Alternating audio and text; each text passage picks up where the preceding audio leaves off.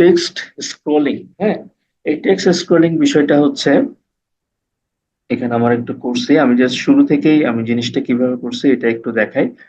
ধরেন আমার আমি একটা ভিডিও নিয়ে প্রথমে টেক্সট স্ক্রলিং বলতে আমরা যেটা বোঝাচ্ছি সেটা হচ্ছে ওই আমাদের ইয়াতে টিভি নিউজের একদম নিচে দিয়ে যে স্ক্রলিংটা দেখায়, হ্যাঁ, বা আমরা যদি মনে করেন আপনি কোনো নিউজ ভিডিও টাইপের কিছু করতেছেন যেখানে আপনার লেখা নিচে দিয়ে চলে যাবে, হ্যাঁ, এটাকে বলা হচ্ছে স্ক্রলিং।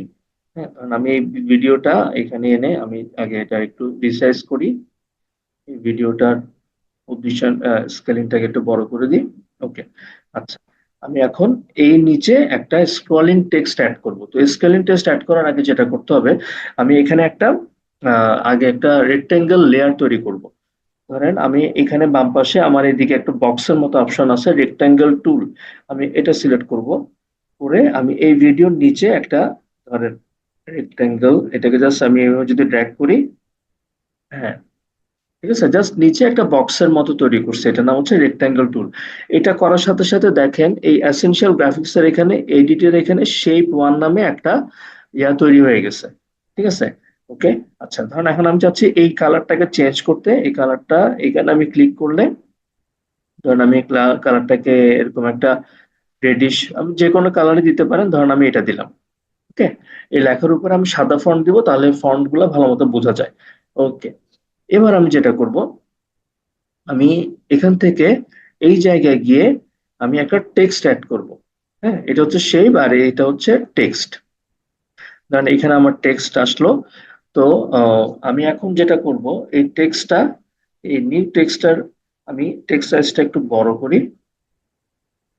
ঠিক আছে, ধরুন আমি এখন একটা চাচ্ছি একটা লম্বা লেখা নিতে, কারণ তাহলে এটা স্ক্রলিং করে যাবে, আমার বুঝতে সুবিধা হবে। আচ্ছা, ধরেন আমি একটা লম্বা লেখা নিই, আমি অলরেডি এটা একটা রেডি করছি। ধরেন এটা হচ্ছে আমার, আমি চ্যাট জিপিটি দিয়ে একটা মোটামুটি একটা লম্বা লেখা রাখছি, এটা যে কোনো লেখা হতে পারে। এটাকে আমি কপি করলাম, লেখাটা একটু বড়। তো এখানে প্রিমিয়ার প্রোতে যাব, এরপরে আমি এই এই নিউ টেক্সট লেয়ারের উপর ডাবল ক্লিক করলে এটা অটো সব পুরোটা সিলেক্ট হয়ে যাবে। এখানে গিয়ে আমি যদি এই টেক্সটে যাই, এই টেক্সটে আমার এখানে যে নিউ টেক্সট লেয়ার আসছে, এটার উপর ডাবল ক্লিক করে আমি এটাকে যদি পেস্ট করে দিই, ঠিক আছে, এটা চলে আসছে। এখন দেখেন এটা কিন্তু এটা বের হয়ে গেছে। আমি চাচ্ছি আসলে বের হয়ে যাক, কারণ তাহলে আমি এটাকে স্ক্রলিং করাবো, তো সমস্যা নাই। এখন এটাকে তো আসলে এতটুকু, আমি এটাকে যদি এখন পুরোটাকে কন্ট্রোল এ দিয়ে সিলেক্ট করি এবং আমি ইয়াতে চলে যাই, এসেনশিয়াল গ্রাফিক্সে চলে যাই।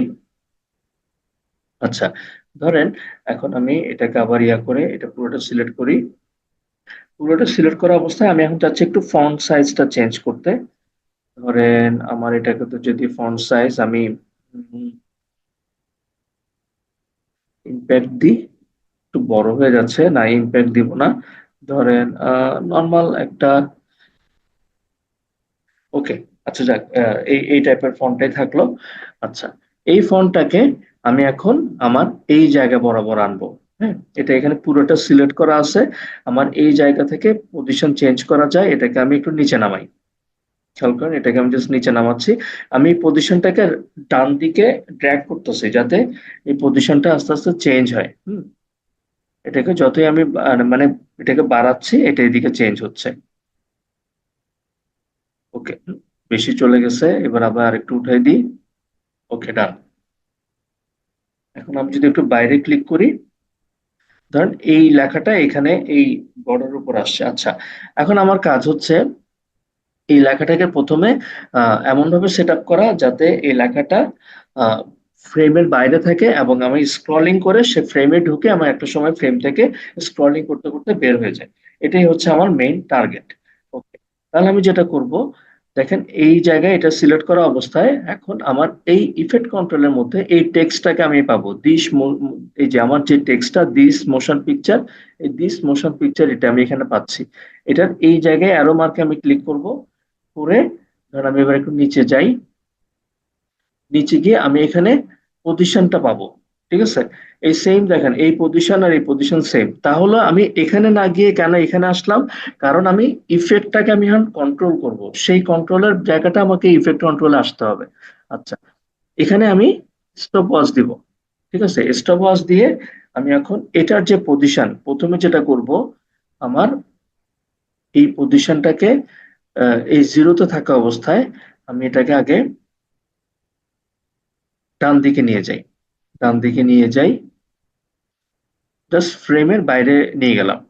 ফ্রেমের বাইরে নিয়ে যাওয়া অবস্থায় আমার এটার পজিশন হচ্ছে এই যে ধরেন 4031। আমি এদিকে একটা কি ফ্রেম অ্যাড করছি, কি ফ্রেমের কাজ দেখাচ্ছি।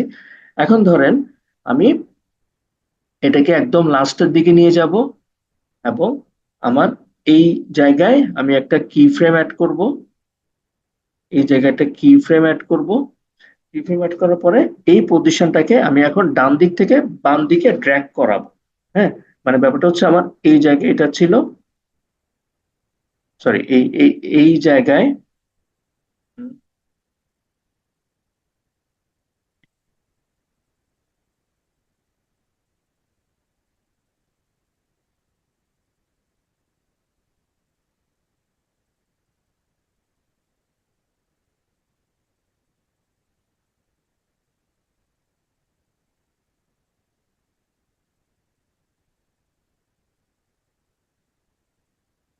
ওকে, আপনার যখন কোনো কিছু এরকম ভুলভাল চাপ পড়ে যাবে, কন্ট্রোল জেড দিবেন, তাহলে আগের জায়গায় চলে আসবে, টেনশনের কিছু নাই। ওকে, সো আমি এখন এইটা নিয়ে কাজ করতেছিলাম। আমি এটাকে ধরেন এটাকে ড্র্যাগ করে আমি এই পজিশনে যাব।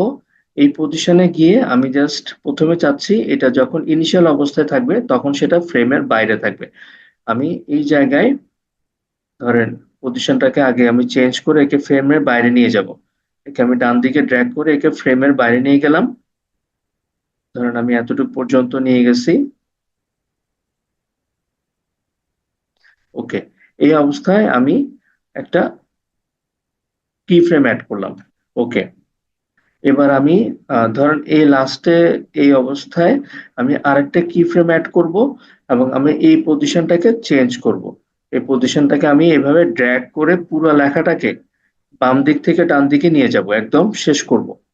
পুরো লেখাটাকে আমি বাম দিক থেকে ডান দিকে নিয়ে গিয়ে একদম লাস্ট পর্যন্ত নিয়ে যাব। গেলাম। ঠিক আছে, এবার দেখেন আমি যদি এটাকে এবার প্লে করি, এবার যদি একটু প্লে করি, ঠিক আছে, এই হচ্ছে স্ক্রলিংটা এভাবে হয়। এখন দেখেন আমার লেখাটা খুব দ্রুত যাচ্ছে, তাই না? কারণ এই স্ক্রলিংটা পুরোটাই ডিপেন্ড করে হচ্ছে আমার ভিডিও কত বড়। আমার ভিডিও যত বড় হবে তত আমার লেখাটা একটু স্লো যাবে, কিন্তু আমার ভিডিও ছোট, মানে এখানে কনসেপ্টটা চিন্তা করেন যে আপনি ভিডিও ছোট, লেখা বড়, তার মানে ভিডিও প্রথম থেকে শেষ পর্যন্ত লেখাটাকে তো শেষ করতে হবে। তো আপনি যদি লেখাটাকে মানে করতে চান, ধরেন আমি এই লেখাটা বাম দিক থেকে ডান দিকে যাচ্ছে, আপনি যাচ্ছেন লেখাটা যাতে একটু স্লো যায়। এটা হচ্ছে আমার এই টেক্সটের লেয়ার, আমি এটাকে একটু বড় করে দিব। টেক্সটের লেয়ারটাকে বড় করলাম। এবার যদি আমি প্লে করি, আচ্ছা, এখানে টেক্সটের লেয়ারটাকে বড় করার পর দেখেন কি ফ্রেমটা একদম কাছাকাছি লেগে গেছে, তো এটাকে এই জন্য একটু টেনে দিতে হয়। এবার যদি আমি প্লে দিই, দেখেন আস্তে আস্তে যাচ্ছে।